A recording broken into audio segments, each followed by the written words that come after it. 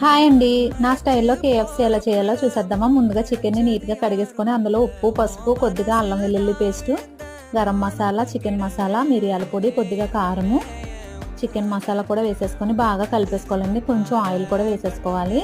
తర్వాత అయితే 1 అవర్ అయితే ఫ్రిడ్జ్లో పెట్టేసుకున్నాను. నెక్స్ట్ ప్లేట్లోకి మైదా, కొద్దిగా మిరియాల పొడి, సాల్ట్ వేసి బాగా మిక్స్ చేసి పెట్టేసుకోవాలండి. నా దగ్గర అయితే క్రిస్పీ చికెన్ మిక్స్ అయితే ఉంది. అది కొంచెం వేసుకొని ఇలా బ్యాటర్లో అయితే ప్రిపేర్ చేసేసుకోవాలి. ముందుగా మ్యారినేట్ చేసిన చికెన్ని అందులో డిప్ చేసుకున్న తర్వాత ఇలాగా మైదాలో బాగా కోట్ చేసుకొని కూల్ వాటర్లో ఒకసారి వేసి తీసేసి మళ్ళీ మైదాలో వేసుకొని ఇలా కోట్ చేసుకొని మొత్తం ఇలాగా చేసేసి పెట్టేసుకోవాలండి.